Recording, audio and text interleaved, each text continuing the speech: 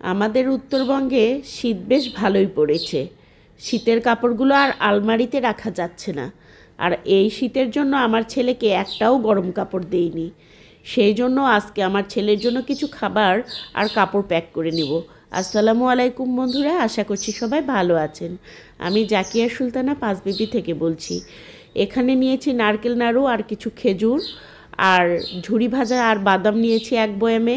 আর এখানে ছোট ছোট 30 টাকা দামের চানাচুরের প্যাকেটগুলো, ঝাল মিষ্টি চানাচুরের প্যাকেট, এগুলো আমার ছেলে খুবই পছন্দ করে।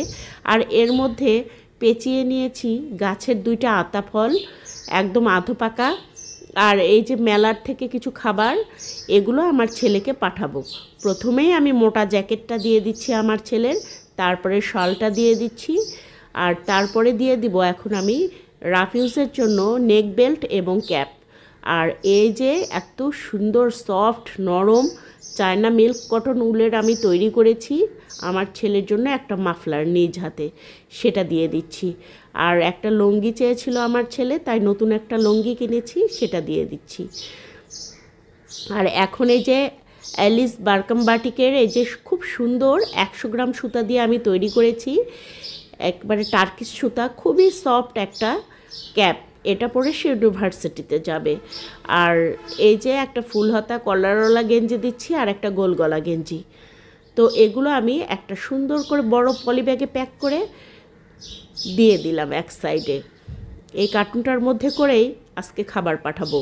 আর ওই যে সেদিন নারকেল নাড়ু তৈরি করেছিলাম না, সেটা দিয়ে দিলাম। খেজুর আছে, ঝুরি ভাজা আর ভাজা বাদাম আছে তার সঙ্গে এক বয়ামে, আর চানাচুরটা দিয়ে দিলাম সাইড থেকে। আর এখন দিয়ে দিব ওই যে মেলার যে খাবারটা কিনেছিলাম, আমরা কিন্তু হুড়ুম অথবা কানমুচড়ি বলি এটাকে। আপনাদের কোন অঞ্চলে এটাকে কি বলে দয়া করে একটু জানাবেন, খুব ভালো লাগবে তাহলে।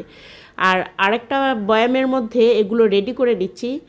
দিয়েছি জলপাইয়ের মোরব্বা আচার, সে খেতে চেয়েছিল বলে।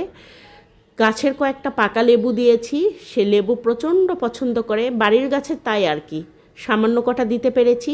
আর উপরে আরও একটা আচারের প্যাকেট পলি ব্যাগ দিয়ে মুড়িয়ে দিয়ে তার উপরে আবার ওই আতা ফলটা দিয়ে একটু বয়ামটাকে আবার একটা পলি ব্যাগের মধ্যে সুন্দর করে প্যাকেট করে নিচ্ছি, যাতে কখনো ঝাঁকি লাগলেও ব্যাগের মধ্যে থেকে তেল ঝাল মশলা এসব বের হয়ে কাপড় চোপড় নোংরা হয়ে না যায়।